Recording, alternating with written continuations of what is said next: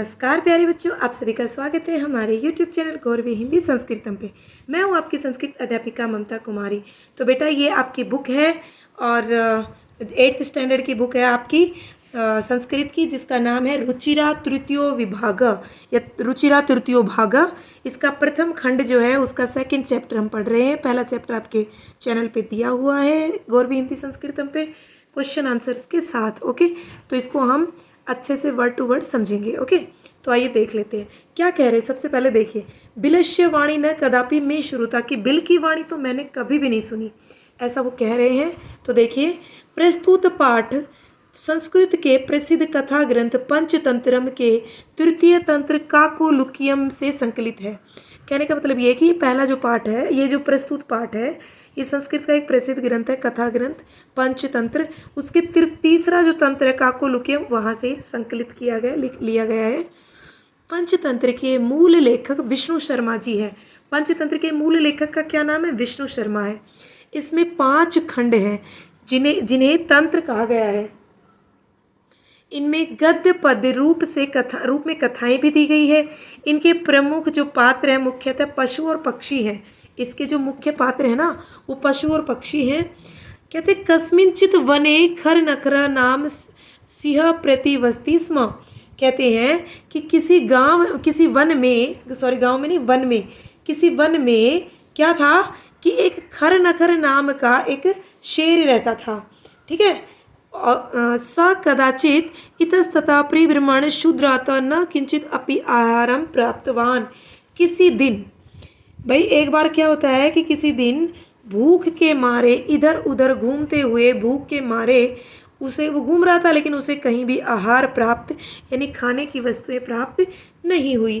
ततः सूर्यास्त समये एका महतीम गुहा दृष्ट्वा सः अचिंत्यत।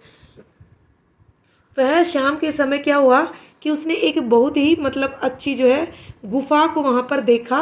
उसने सोचा, दृष्टवा सचिंतित, उसने सोचा नूनम निश्चय ही एतस्यां गुहायां रात्रौ कोऽपि जीव आगच्छति। जरूर रात को यहाँ पर कोई जीव आता होगा। निश्चय एतस्यां गुहायां रात्रौ कोऽपि जीव आगच्छति, जरूर रात को कोई जीव यहाँ पर आता होगा। अतः अत्र एव निगूढ़ो भूत्वा तिष्ठामि इति। तो निगूढ़ो मतलब छिपकर, तिष्ठामि मतलब ठहरता हूँ, कि मैं यहीं ठहरता हूँ। एतस्मिन् अंतरे गुहाया स्वामी दधिपुच्छ नामक शृगाल सम आगच्छत। और इतनी ही देर में, वो तो शेर तो वहाँ छिपकर बैठ गया। इतनी ही देर में वहाँ उस गुफा के जो स्वामी हैं दधिपुच्छ, वो वहाँ पर, शृगाल कहते गीदड़ को, वो वहाँ पर आ गया। स च यावत् पश्यति तावत् सिंह पदपदति गुहायां प्रविष्टि दृश्यते। जब उसने देखा, शेर के पैरों के निशान गुफा में जाते हुए देखे। न च बहिर आगता, लेकिन बाहर आते हुए नहीं दिखे। शृगाल अचिंत्यत, गीदड़ ने सोचा, अहो विनिष्टो अस्मि, मैं तो मर गया हूँ। नूनम अस्मिन् बिले सिंह अस्ति इति तर्कयामि, कि गुफा में तो शेर है, बिल में तो शेर है, बिले सप्तमी विभक्ति आई है, बिल में, इस बिल में शेर है, तर्क करता हूँ। ततः किम करवाणी, ततः किम करवाणी, मुझे क्या करना चाहिए, क्या करूँ। एवं विचिन्त्य, ऐसा वह सोचने लगा। दूरस्थः रवं कृतुम आरब्ध। और क्या किया उसने, वो तो डर तो गया ही इस चीज़ को लेकर कि भाई सोच रहा है अभी गुफा में शेर है, तो अभी मैं क्या करूं। तो वह दूर खड़े होकर, दूरस्थ रवम कर्तुम आरब्धा, दूर खड़े होकर करना शुरू किया। भो बिल, हे बिल, भो बिल, हे बिल, किम न स्मरसि, क्या तुम्हें याद नहीं है। यन्मया त्वया सह समय कृतो अस्ति यत् यद अहम बाह्यात् प्रत्यागमिष्यामि तदा एवं माम आक्रियसि। कि जब, क्या आपको याद नहीं है, क्या याद नहीं, क्या कहा उसने। कहता है कि कि मैं जब गया था, कि आपको याद नहीं, मैं जब गया तो मैंने शर्त रखी थी कि जब मैं बाहर से आऊँगा तो तुम मुझे आवाज़ दोगी। गुफा, हे बिल, तुम मुझे आवाज़ दोगी। यदि तुमने मुझे आवाज़ नहीं दी, नहीं बुलाओगी, तो मैं दूसरे बिल में चला जाऊंगा। अथ एतत् श्रुत्वा सिंह अचिंत्यत। ऐसा सुनकर शेर ने सोचा, नूनम एषाम गुहा स्वामी ने सदा सम आह्वानम करोति।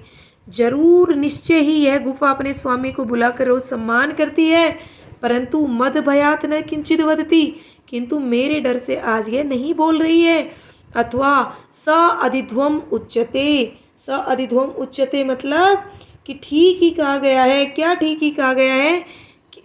भया भया संतरस्त मनसाम। क्या ठीक ही कहा गया है? भयस अंतरस्त मनसाम हस्त पादादिका, हाथ पादादिका पैर आदि, भय से डरे हुए, यानी कि भय से डरे हुए मन वाले लोगों के हाथ पैर की क्रियाएं प्रबंधते न वाणी च, और वाणी ठीक से काम नहीं करती है, क्रिया ठीक से नहीं होती है, और वाणी में भी घबराहट होती है। वेपथु मतलब कंपन होती है। ये वेपथु दिया ना, इसका मतलब होता है कि कंपन होती है। ठीक है।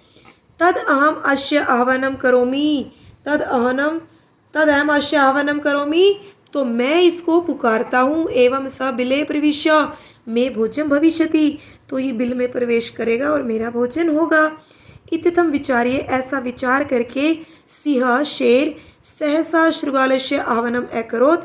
अचानक शृगाल को आवाज़ लगाता है, गीदड़ को आवाज़ लगाता है। सिंहस्य उच्च गर्जन प्रतिध्वनि सा गुहा उच्च शृगालम आह्वयत। शेर की ऊंची गर्जना की प्रतिध्वनि सुनकर वह गुफा क्या होने लगी? जोर से गूंजने लगी, शृगाल को बुलाने लगी और गूंजने लगी। अनेन अन्य अपि पशु भयभीता अभवन, और जो दूसरे अन्य अपि मतलब जो दूसरे पशु पक्षी थे वो भी भयभीत हो गए। शृगालो अपि, शृगाल भी तथा दूरम पलायमान भाग गया, दूर भाग गया, और भागते हुए ने इमम अपठत, ये दिया ना इमम अपठत, दूर भागते हुए ने यह पढ़ा। क्या पढ़ा?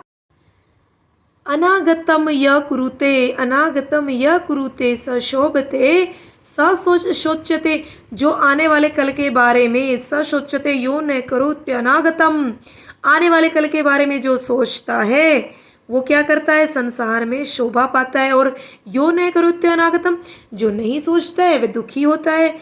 वने अत्रि संसस्तस्य समागता जरा, मैं वन में रहते हुए बूढ़ा हो गया हूँ, बुढ़ापा आ गया है।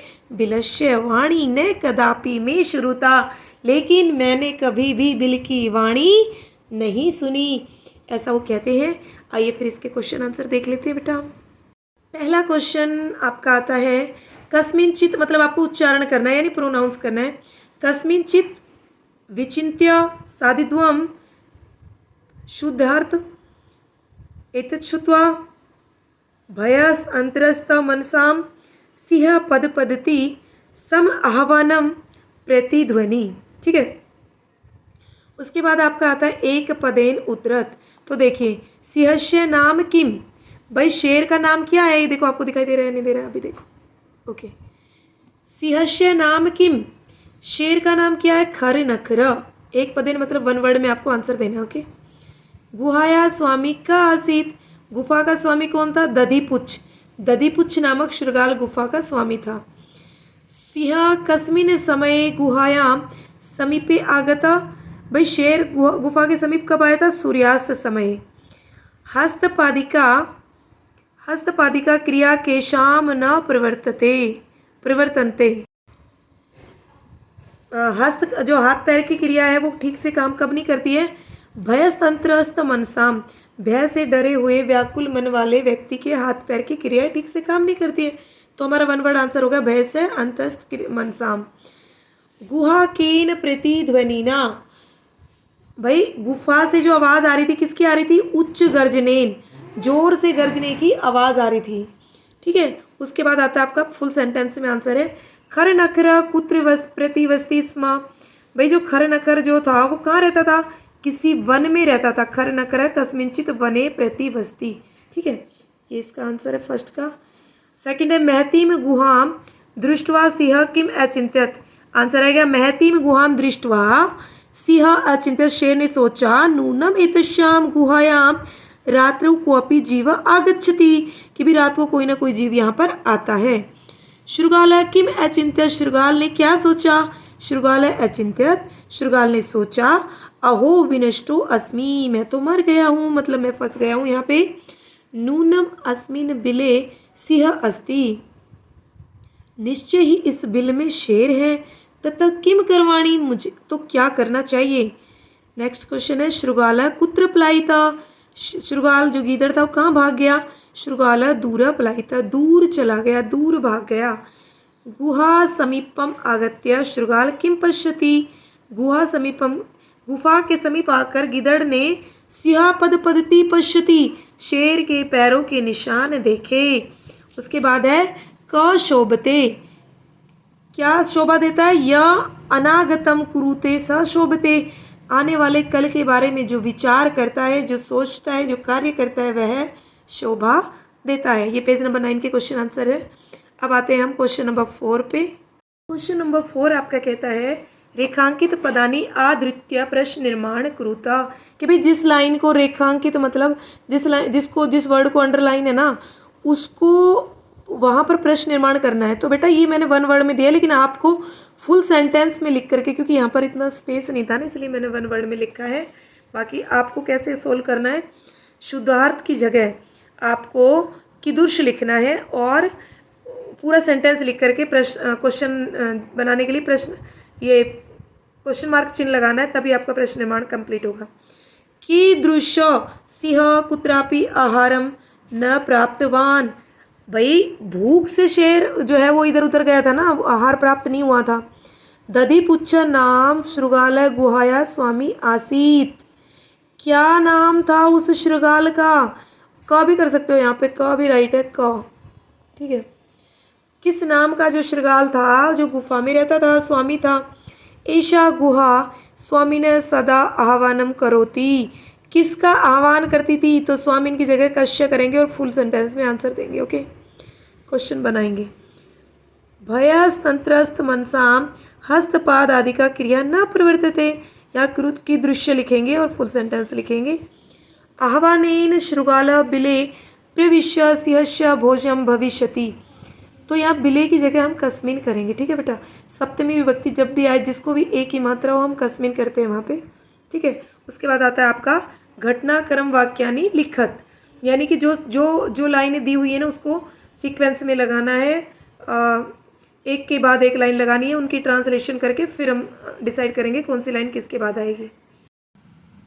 नेक्स्ट आपका आता है घटनाक्रम अनुसार। तो भाई सबसे पहले है आपका फर्स्ट जो सेंटेंस में आएगा, परिभ्रमण सिंह सुधरतो जाता, घूमने के लिए भूख से व्याकुल इधर उधर घूम रहा था शेर, तो पहले नंबर पे वो आएगा। सेकंड पे आएगा सिंह एका महतिम गुहाम अपश्यत, शेर ने गुफा को देखा, सेकंड। थर्ड पे आएगा, देखो आप वहाँ पे कैसे सोल्व करेंगे पेपर में बेटा, कि पहले चाहे आपको टूटी फूटी ही आए, लेकिन ट्रांसलेशन करके उसको लिख देना है पेंसिल से, उसके बाद सीक्वेंस में लगाना, फिर करेक्ट आंसर आएगा। गुहाया स्वामी दधिपुच्छ नाम शृगाल समागच्छत, तो वहाँ पर एक दधिपुच्छ नाम का शृगाल आया गुफा के समीप। उसके बाद फोर्थ पे आएगा आपका गुहायाम को अपि अस्ति इति शृगालस्य विचार, और गुफा में कोई है ऐसा शृगाल को विचार आया।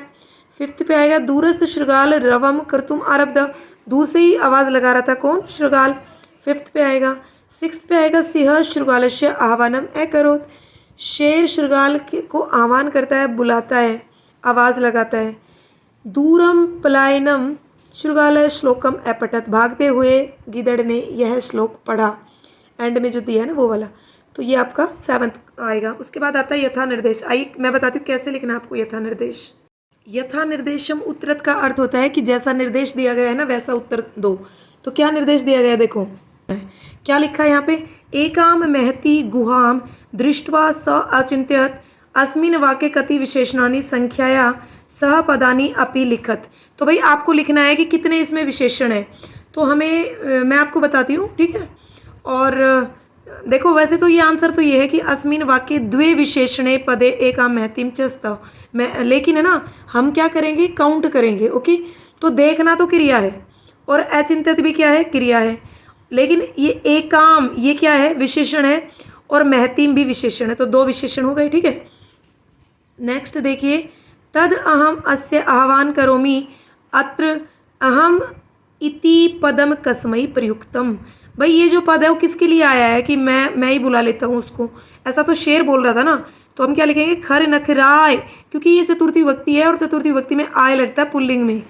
तो कस्मै किसके लिए, खर नखराय सिहाय, खर नखर के लिए, शेर के लिए प्रयोग हुआ है। यदि त्वम माम न आवेशि अस्मिन वाक्य कर्तृपदम किम, इसमें सब्जेक्ट बताना है। तो यदि तुम मुझे नहीं बुलाओगी तो तुम जो है वो क्या है, कर्तृपद है। यहाँ पे कर्तृपद किसके बारे में बात की जा रही है, वो कर्तृपद होता है। ओके, सिंह पद्धति गुहायाम प्रविष्टा दृश्यते, भाई शेर के पैरों के निशान दिखे ना, गुहा में प्रवेश करते हुए दिखे। अस्मिन वाक्य क्रियापदम किम, इस वाक्य में क्रियापद क्या है, दृश्यते जो है वो क्रियापद है, देखना, दिखे। ठीक है, ये इसका आंसर होगा। वने अत्रि संस्तस्य समागता जरा, जरा मतलब बुढ़ापा। तो इसमें अव्यय पद क्या है, अव्यय पद क्या होता है जो चेंज ना हो सके। और पूरा अव्यय पढ़ना है तो आप जाके देख सकते हैं चैनल पे, प्लेलिस्ट में आपको मिल जाएगा अव्यय। वने अत्र संस्तस्य समागता जरा अस्मिन वाक्य अव्यय पदम किम, अत्र जो शब्द है ना, वने अत्र मतलब चेंज ना हो वो अव्यय पद होता है। तो यहाँ पे अत्र आंसर हो जाएगा। उसके बाद देखिए आपको दिखाई देगा अव्यय पदानी चित्वा रिक्त स्थानानि पूर्यत, अव्यय पद चुन करके हमें लिखना है। ठीक है, तो फर्स्ट में एकस्मिन वने कश्चन व्याधे जालम विस्तीर्य दूरे स्थित, यहाँ दूरे फिल करेंगे। उसके बाद इस यहाँ पर तदा फिल करेंगे। उसके बाद नीचे ही फिल करेंगे। उसके बाद नीचे ही फिल करेंगे। उसके बाद यदा फिल करेंगे। उसके बाद तरही फिल करेंगे। उसके बाद फिर यदि फिल करेंगे। फिर परम च सहसा विदित न क्रियाम, ऐसे करके आपका चैप्टर कंप्लीट होता है। आपको दिख रहा होगा बेटा। ठीक है, च सहसा विदित न क्रियाम। आई होप चिल्ड्रन आपको ये बहुत अच्छे समझ में आया होगा बेटा। और अगर नहीं आया समझ में तो वीडियो को एक बार वापस से देख लीजिए, अच्छे से समझ लीजिए। और अगर आप मेरे पुराने स्टूडेंट हैं तो वीडियो को ज़्यादा से ज़्यादा शेयर कीजिए और लाइक कीजिए। और अगर आप चैनल पे न्यू हैं तो आपका चैनल पे बहुत बहुत स्वागत है। और चैनल को सब्सक्राइब कर लीजिए, बेल आइकन पे क्लिक कर दीजिए, उसके बाद ऑल पे क्लिक कर दीजिए ताकि जब भी कोई वीडियो आएगी तो आपके पास नोटिफिकेशन ज़रूर आएगा। Thank you.